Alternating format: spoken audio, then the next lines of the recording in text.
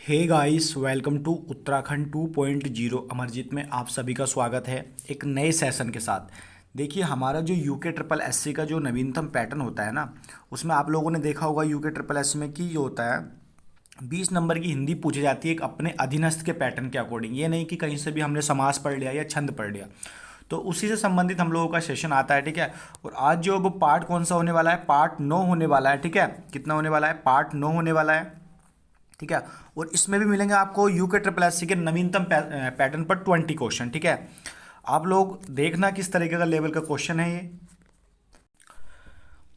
और अपना response commentary box में जरूर देना, ठीक है। कमेंट सेशन में जरूर देना। देखिए, शुरू करते हैं। देखिए, सबसे पहला क्वेश्चन क्या कहता है, क्वेश्चन नंबर 1 से स्टार्ट करेंगे हम, और 20वां क्वेश्चन जो मैं आपसे खुद पूछूंगा राइटर का, ठीक है। चलिए देखिए, पहला क्वेश्चन क्या कहता है कि निम्नलिखित में से कौन सा शब्द समूहवाचक संज्ञा नहीं है। यहाँ पे कह रहा है कि नहीं है, ये लास्ट वाला हमें देखना है क्या कहता है, यहाँ पे नहीं है।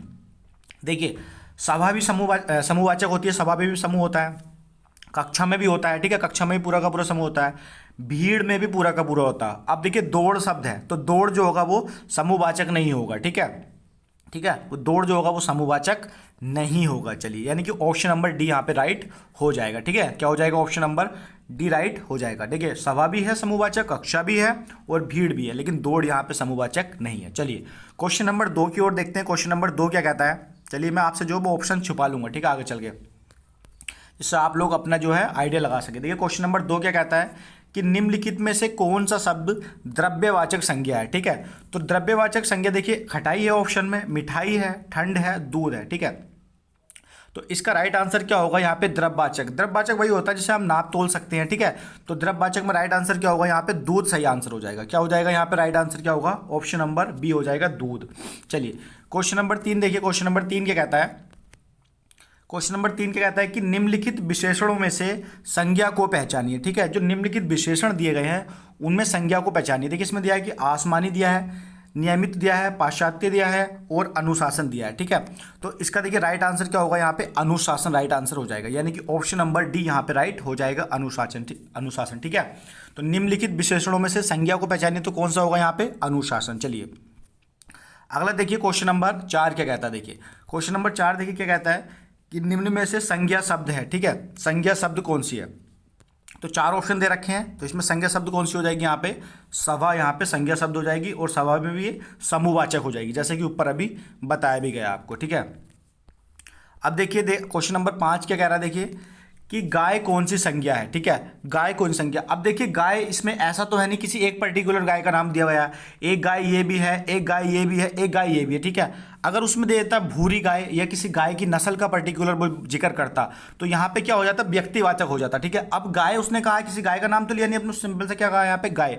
तो गाय तो बहुत सारी हैं, अब तुम्हें पता गाय बहुत सारी हैं, तो जाति भी बहुत सारी होती नहीं होती हैं, ठीक है। अगर मान लो किसी एक पर्टिकुलर जाति का नाम दे दिया, पटेल जाति का नाम दे दिया या महात्मा, तो वहाँ पे व्यक्तिवाचक होगा। और सीधा यहाँ पे कह दिया जाति, तो जाति बहुत सारी है, इसी तरीके से गाय क्या है यहाँ पे, बहुत सारी है। तो गाय का क्या होगा राइट आंसर यहाँ पे, जातिवाचक, यानी कि ऑप्शन नंबर बी यहाँ पे राइट हो जाएगा। चलिए, अगला देखिए, क्वेश्चन नंबर 6 क्या कहता है। देखिए, क्वेश्चन नंबर 6 क्या कहता है कि निम्न में से कौन सी भाववाचक संज्ञा है, ठीक है।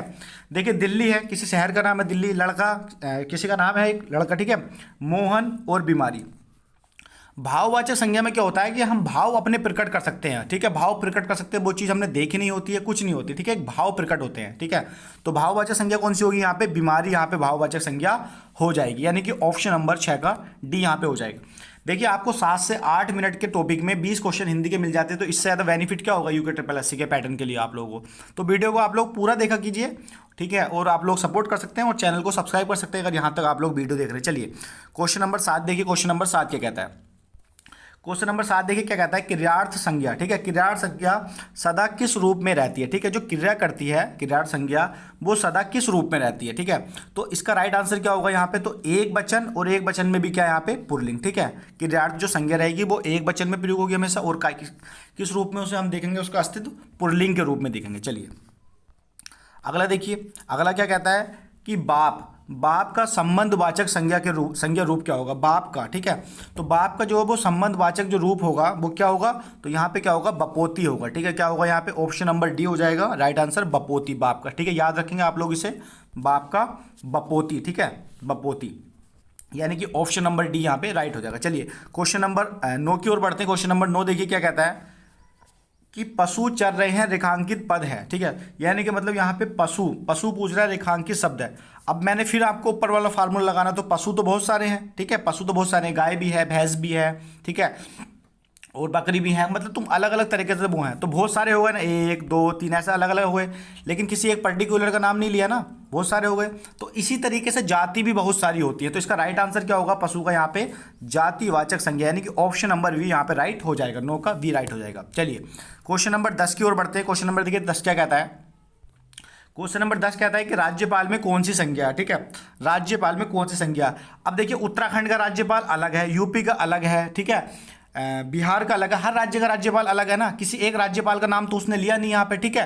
जैसे मान लीजिए उत्तराखंड के राज्यपाल का नाम तो उसने लिया नहीं कि हाँ साहब उत्तराखंड के इस राज्यपाल की बात हो रही है, तो अलग अलग राज्यपाल का नाम है यहाँ पे पूरा का पूरा। तो इसका राइट आंसर क्या होगा यहाँ पे जातिवाचक संज्ञा, क्योंकि जाति जो वो बहुत सारी, इसी तरीके से राज्यपाल भी बहुत सारे हैं, ना कि कोई एक राज्यपाल होगा। तो राइट आंसर क्या होगा यहाँ पे 10 का बी हो जाएगा। चलिए क्वेश्चन नंबर 11 देखिए। क्वेश्चन नंबर 11 क्या कहता है। क्वेश्चन नंबर 11 कहता है कि निम्नलिखित में से कौन सी भाववाचक संज्ञा है। देखिए भाववाचक क्या होता है, देखिए भारत हमारे राष्ट्र का नाम हो गया, लड़का पेड़, मित्रता। अब देखिए मित्रता में जो होते हैं वो भाव प्रकट होते हैं। अब आप ऐसे तो हैंगे नहीं, कहेंगे नहीं कि 2 किलोमीटर मित्रता है, 5 किलोमीटर मित्रता है, तो भाववाचक संज्ञा जो होगी यहाँ पे वो हो जाएगी मित्रता, यानी कि ऑप्शन नंबर सी यहाँ पे राइट हो जाएगा 11 का सी। चलिए बढ़ते आगे।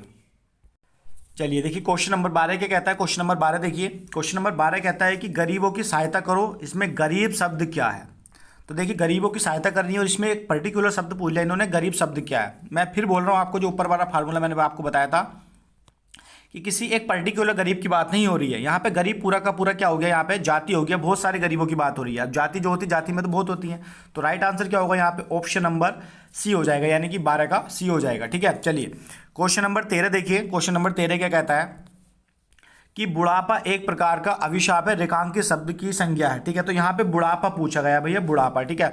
तो बुढ़ापा बताना, तो आपको ऐसा तो है नहीं कि बुढ़ापा को हम लिख सकते हैं कि हाँ इतना बुढ़ापा है, इतना बुढ़ापा है। तो बुढ़ापा क्या होता है कि एक हमारे भाव प्रकट होते हैं कि यार इससे तो बुढ़ापा आ गया, ठीक है, कहते हैं इससे तो बुढ़ापा आ गया, आम बोलचाल में आप लोगों ने देखा होगा। तो बुढ़ापा यहाँ पे राइट आंसर क्या होगा यहाँ पे भाववाचक, ठीक है। तो बुढ़ापा कैसा होगा यहाँ पे भाववाचक यहाँ पे हो जाएगा, ठीक है। अगर यहाँ तक आप लोग वीडियो को देख रहे हैं तो आप लोग चैनल को सब्सक्राइब कर लीजिए, और जो आपके मित्रगण हैं, ठीक है, जो आपके प्रिय मित्र हैं या छोटा भाई है, बहन है, या जो भी आपके रिलेशन में, तो आप लोग उन लोगों को भी वीडियो शेयर कर सकते हैं, जिससे मुझे भी बेनिफिट हो और आपको भी बेनिफिट हो, ठीक है, जिससे मैं और अच्छे से अच्छा कंटेंट आप लोगों के सामने प्रस्तुत कर सकूँ। चलिए इतना हो गया। आप क्वेश्चन नंबर 14 की ओर बढ़ते हैं। देखिए क्वेश्चन नंबर 14 क्या कहता है। क्वेश्चन नंबर 14 कहता है कि लड़का दौड़ता है, ठीक है, लड़का दौड़ता है, इस वाक्य में लड़का, ठीक है, इस वाक्य में लड़का किस संज्ञा का उदाहरण है, ठीक है। अब इसमें किसी एक लड़के का नाम तो हुआ नहीं कि वो कहता है कि राहुल दौड़ता है, तो राहुल दौड़ता तो एक लड़के की बात हो रही, तो यहाँ पे व्यक्तिवाचक हो जाता है, लेकिन लड़का दौड़ता है, अब क्या पता कौन सा लड़का दौड़ता है, तो लड़के हो गए बहुत सारे, तो यहाँ पे राइट आंसर क्या होगा, यहाँ पे जातिवाचक यहाँ पे राइट आंसर हो जाएगा। चलिए क्वेश्चन नंबर 15 की ओर बढ़ते हैं। देखिए क्वेश्चन नंबर 15 क्या कहता है। क्वेश्चन नंबर 15 कहता है कि निम्नलिखित में से कौन सा शब्द जातिवाचक संज्ञा नहीं है। यहाँ पे नहीं पूछा है जातिवाचक, ठीक है।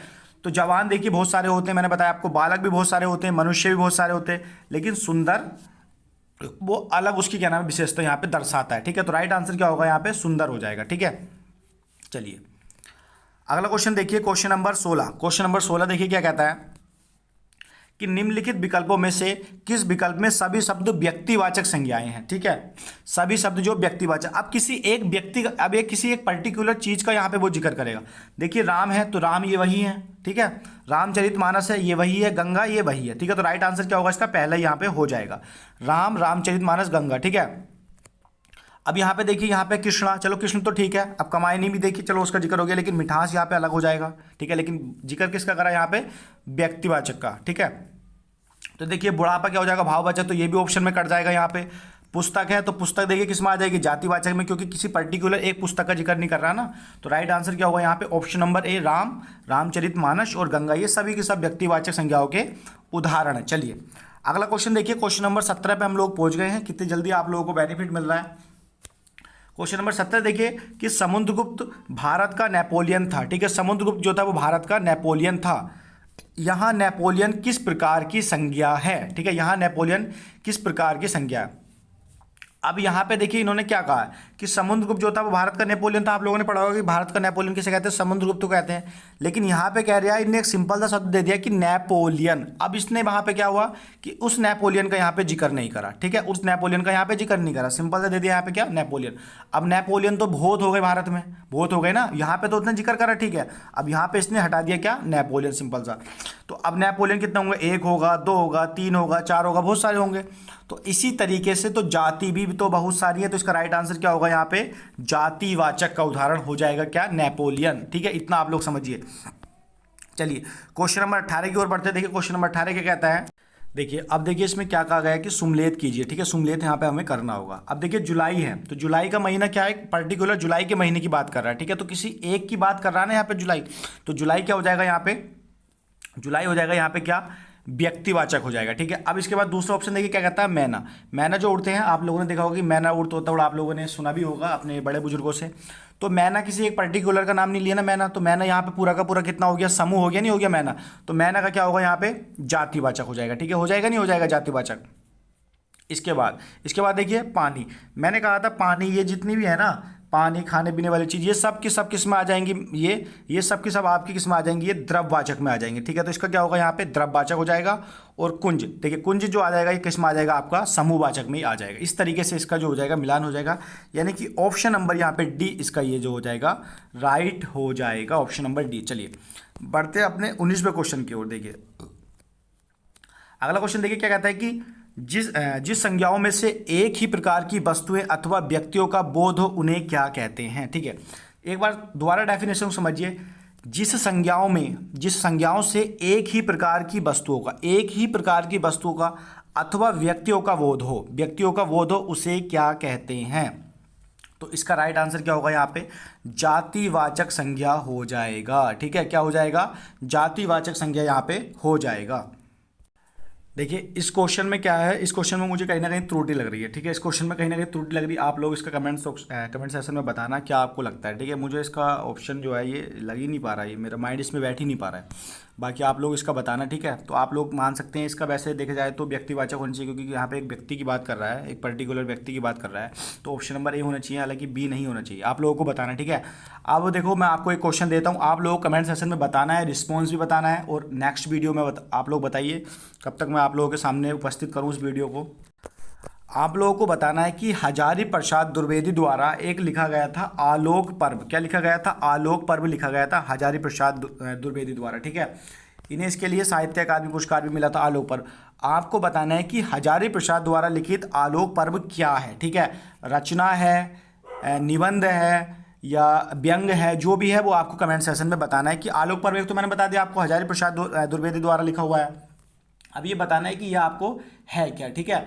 और मैं आपका इंतजार करूंगा इस आंसर के लिए। बाकी अगर आप लोगों को त्रुटि लगती है तो वो भी आप अवश्य बताएं, और चैनल को आप लोग सब्सक्राइब कर लीजिए नेक्स्ट वीडियो के लिए। बाकी हंसते रहिए, मुस्कुराते रहिए और देखते रहिए क्या, उत्तराखंड 2.0 अमरजीत। चलिए मिलते हैं नेक्स्ट वीडियो में, जब तक के लिए अपना ध्यान रखिए आप लोग।